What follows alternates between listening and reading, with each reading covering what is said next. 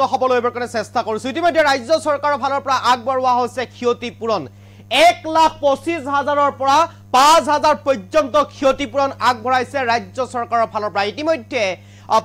কেবাগৰাকী লোকক ইতিমধ্যে এই ক্ষতিপূৰণ প্ৰদান কৰিছে ৰাজ্য চৰকাৰৰ ফালৰ পৰা এই মুহূৰ্তত সবিশেষ লবৰ কাৰণে চেষ্টা কৰিছো আপোনালোকৰ বাবে এই মুহূৰ্তৰ আটাইতকৈ গুৰুত্বপূৰ্ণ খবৰ 1,25,000ৰ পৰা 5,000লৈ ক্ষতিপূৰণ চৰকাৰৰ খাৰঘুলিৰ জলবিস্ফোৰণত ক্ষতিগ্ৰস্ত লোকলৈ সাহায্য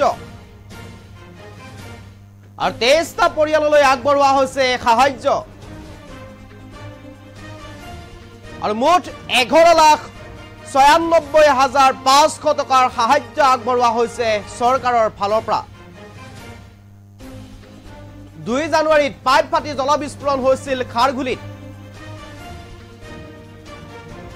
আৰু এই জলবিস্ফোৰণত কেইবাটাও পৰিয়াল ক্ষতিগ্ৰস্ত হৈছিল আৰু ক্ষতিগ্ৰস্ত হৈছিল কেইবাখনো ব্যৱসায়িক প্ৰতিষ্ঠান আৰু তাৰ পিছতে ইতিমধ্যে চৰকাৰৰ ফালৰ পৰা আগবঢ়োৱা হৈছে সাহায্য 1,25,000ৰ পৰা 5,000 পৰ্যন্ত সাহায্য আগবঢ়োৱা হৈছে মুঠ 23টা পৰিয়াললৈ আগবঢ়োৱা হৈছে এই সাহায্য অধিক ক্ষতিগ্ৰস্ত আৰু কম ক্ষতিগ্ৰস্ত হিসাব পৰিমাণে ভগাই 11,96,500 টকা আগবঢ়াইছে চৰকাৰৰ ফালৰ পৰা ক্ষতিপূৰণ আৰু ইতিমধ্যে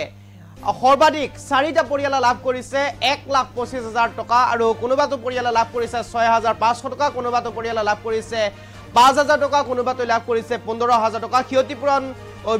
অনুযায়ী তেনেকৈ প্ৰদান কৰিছে ক্ষতিপূৰণ চৰকাৰৰ ফালৰ পৰা আৰু ইতিমধ্যে 23টা পৰিয়াললৈ আগবঢ়োৱা হৈছে এই ক্ষতিপূৰণ আৰু তৎকালীনভাৱে চৰকাৰে কাৰ্যকৰী হোৱাকৈ এই ক্ষতিপূৰণ আগবঢ়াইছে যিহেতুকে এক ভয়ংকৰ বিস্ফোৰণ সংঘটিত হৈছিল জলবিস্ফোৰণ সংঘটিত হৈছিল গুৱাহাটী মহানগৰৰ খাৰঘুলিত আৰু খাৰঘুলিত কেইবাটাও ব্যৱসায়িক প্ৰতিষ্ঠানৰ লগতে কেইবাটাও বাসগৃহ ভাঙি তছনছ হৈছিল কেইবাটাও পৰিয়ালৰ সা সামগ্ৰী ধ্বংস উঠি গৈছিল আৰু তাৰ পিছতে এক প্ৰকাৰ চৰকাৰে তৎপৰ হৈছিল চৰকাৰ তৎপৰ হৈ অতি কম সময়ৰ ভিতৰতেই 4টা পৰিয়ালক আগবঢ়োৱা হৈছিল এদিনতেই ক্ষতিপূৰণ আৰু তাৰ পিছত 23টাকৈ পৰিয়ালক আগবঢ়োৱা হৈছে এই ক্ষতিপূৰণ 1,25,000ৰ পৰা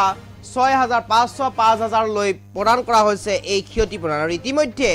এই কথা সদৰি কৰিছে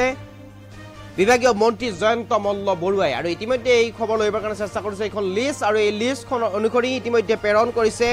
ক্ষতিপূৰণ যিসকল ক্ষতিগ্ৰস্ত হৈছিল এই ক্ষতিগ্ৰস্ত লোকসকললৈ এই ক্ষতিপূৰণ ইতিমধ্যে প্ৰেৰণ কৰিছে আৰু 1,25,000ৰ পৰা প্ৰায় 5,000লৈ এই ক্ষতিপূৰণ প্ৰদান কৰিছে চৰকাৰৰ ফালৰ পৰা